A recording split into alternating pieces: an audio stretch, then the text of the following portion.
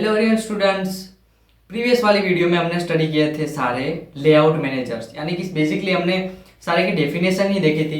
So today से हम इसका प्रैक्टिकल पार्ट और थियोरेटिकल डीप में स्टडी करने वाले हैं। ठीक है, तो हमारा फर्स्ट नंबर पे आता है फ्लो लेआउट। तो टुडे की वीडियो में हम स्टडी करने जा रहे हैं फ्लो लेआउट को। फ्लो लेआउट क्या होता है, उसकी थियोरेटिकल पार्ट, उसको प्रोग्राम में इम्प्लीमेंट कैसे करते हैं जावा के अंदर, तो वो सारी चीज़ें हम टुडे की वीडियो में डिस्कस करने वाले हैं। उससे पहले अगर आपने व्हाट्सएप ग्रुप को लिंक ज्वाइन नहीं किया तो लिंक डिस्क्रिप्शन में है, आप व्हाट्सएप ग्रुप को ज्वाइन कर सकते हैं। तो चलिए स्टार्ट करते हैं। Flow layout. Flow layout is one of the simplest layout managers in Java Swing, used to arrange components in a container in a directional flow, much like a line of text in paragraph.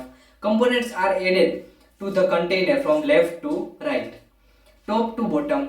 When a row's field in automatically moves to the next row. Flow layout is particularly useful for when you want to create a container where the components are arranged in a straight line, either horizontal or vertical. तो flow layout को हमने basic तो study कर लिया था कि वो क्या होता है। अब देखो, एक फ्लो में सारे कंपोनेंट अरेंज होते हैं, ठीक है। स्विंग के अंदर, हमारी जे फ्रेम के अंदर एक डायरेक्शनल फ्लो होता है, जैसे कि टेक्स्ट होता है पैराग्राफ के अंदर, तो वो वहाँ लेफ्ट साइड से राइट साइड तक लिखा हुआ होता है, और जब यहाँ पे साइड कंप्लीट हो जाती है तो वो ऑटोमेटिकली रैप्स हो जाता है, यानी कि नेक्स्ट लाइन में मूव हो जाता है। तो इसी तरीके से उसका फ्लो आगे बढ़ता है। तो वहाँ भी इसे फ्लो लेआउट भी कुछ इसी तरीके से वर्क करता है, ठीक है। ऑटोमेटिक मूव हो जाता है और अरेंज होता है स्ट्रेट लाइन में, हॉरिजॉन्टल भी कर सकते हैं और वर्टिकल भी हो सकता है, नो प्रॉब्लम।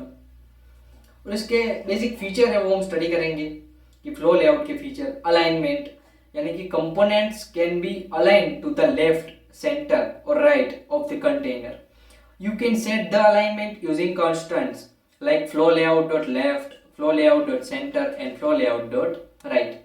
यानी कि अलाइनमेंट ये क्या होता है, आप फ्लो लेआउट को जो कंपोनेंट्स है उसको लेफ्ट साइड अरेंज कर सकते हो, राइट साइड कर सकते हो, और सेंटर हम basically as a by default use करते हैं क्योंकि उसका बहुत यूज़ नहीं होता है, और वन कंपोनेंट है तो बाय डिफॉल्ट वो सेंटर में ही आएगा। तो आप अपने हिसाब से depend on your condition right side रख सकते हो, लेफ्ट साइड रख सकते हो, ठीक है। तो ये होता है अलाइनमेंट। गेप्स क्या होता है, you can specify the horizontal and vertical gaps between components using the constructor of flow layout. The default gaps are 5 pixel. यानी कि आप हॉरिजॉन्टल और वर्टिकल दोनों कंपोनेंट के बीच में इस तरीके का गेप आप मतलब कि डिफाइन कर सकते हो गेप की मदद से, तो वो गेप्स आता है, ठीक है।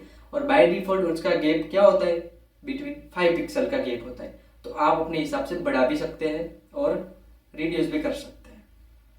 आता है wraps कंपोनेंट। ये क्या होता है, where there isn't enough space to fill all components in one line, flow layout moves the next components to new line। यानी कि जब मैंने बोला कि साइड वो है पैराग्राफ के अंदर, तो कंपोनेंट नेक्स्ट लाइन में मूव कर जाएगा, ठीक है। तो वो ऑटोमेटिक होता है, न्यू लाइन में चला जाएगा। अब फ्लो लेआउट आपको कंस्ट्रक्ट करने के लिए बेसिकली कंस्ट्रक्टर आर अवेलेबल, बहुत सारे कंस्ट्रक्टर अवेलेबल है, 3 टाइप के ये।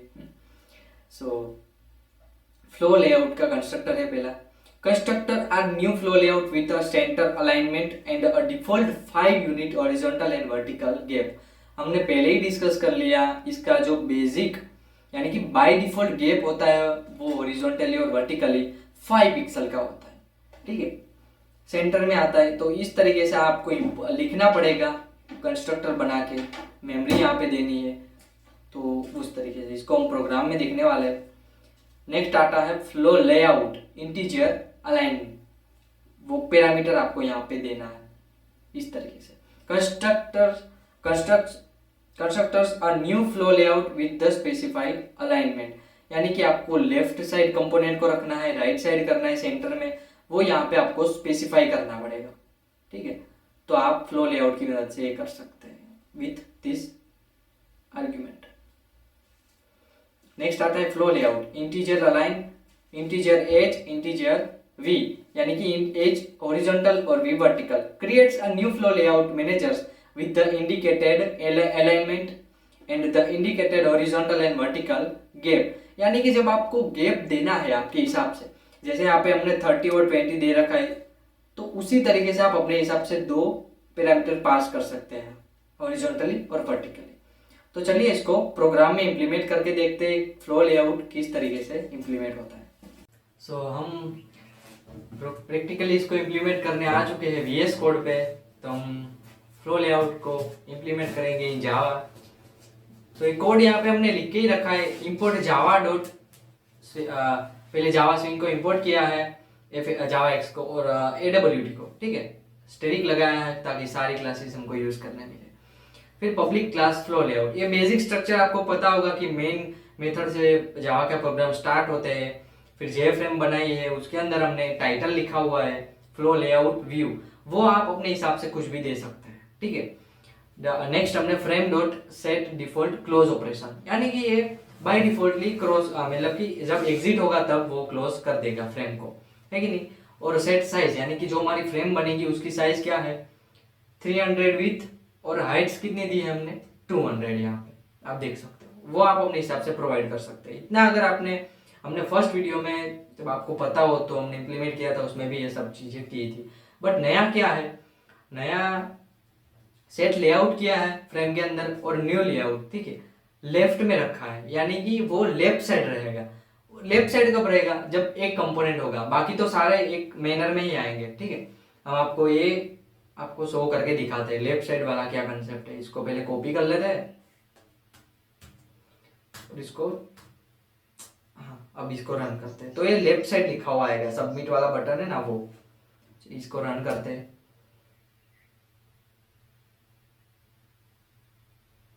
तो देखा आपने, ये लेफ्ट साइड आ गया पूरा, वरना अगर राइट साइड हमने लिखा होता तो ये सबमिट वाला यहाँ पे आ जाता। तो आपने ये वाली चीजें सीख ली, हमने कंस्ट्रक्टर में किया था वो, तो इसके इम्प्लीमेंट कर रहे हैं।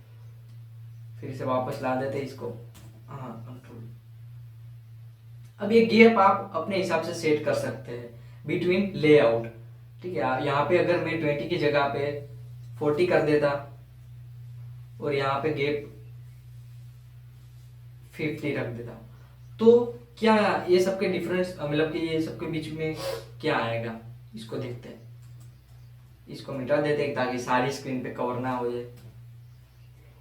तो देखते हैं, देखा आपने गैप, इसके बीच का हॉरिजॉन्टली भी गैप है और ये वर्टिकली भी, और इस तरीके से आप देख सकते हैं ये गैप, ठीक है। तो एक गैप आप अपने हिसाब से सेट कर सकते हैं।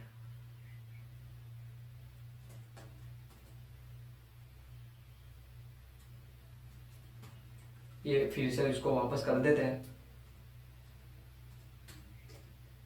सॉरी, समझ में आ गया। और ये जो, हाँ, ये कंसेप्ट मैंने आपको बताया था कि नेक्स्ट लाइन में जब ये ऑटोमेटिकली मूव हो जाता है, वो कब होता है, जब ज्यादा कंपोनेंट्स होते हैं, ठीक है। अब देखो, मैं इसको चाहूँ तो कॉपी कर सकते हो, इसको कॉपी करके मैं आपको दिखा देता हूँ ये क्या बोलता है। ये बहुत सारे कंपोनेंट हम यहाँ पे कॉपी करके रख रहे हैं, आप देख सकते हो। अब इतने सारे तो एक लाइन में आएंगे नहीं, जब ज्यादा आ जाएंगे तो क्या करेगा, ये चीज ऑटोमेटिकली व्रैप हो जाता है इन नेक्स्ट लाइन। अब देखिए, देखा, यहाँ से फिल हो गया, यहाँ आ चुका रीसेट, फिर यहाँ से रीसेट, तो ये आगे बढ़ता जाएगा नेक्स्ट लाइन में।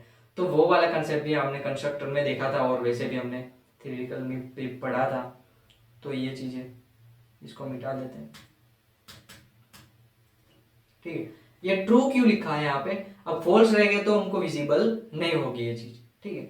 अब ये सारे को मिटा देते हैं, अगर कंट्रोल सी कॉपी करके, और सबमिट को अगर हम राइट साइड सेट करें, राइट साइड, इसको सेव करेंगे और इसको रन करते हैं। तो देखिए, ये सबमिट वाला बटन इधर राइट साइड में आ चुका है, ठीक है। तो ये यूज होता है अलाइन का।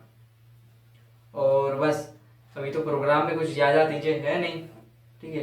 ये वाली सेट हाइड कर सकते हो, विड्थ को सेट कर सकते हो, गैप है, हॉरिजॉन्टली, वर्टिकली, वो सारी चीजें आप उसको उसमें कर सकते हैं, है कि नहीं। तो बेसिकली आज के लिए इतना ही, हमने फ्लो लेआउट को पूरा समझ लिया है, थियोरेटिकल पार्ट भी देखा, उसको इम्प्लीमेंट करके भी देखा सिस्टम पे।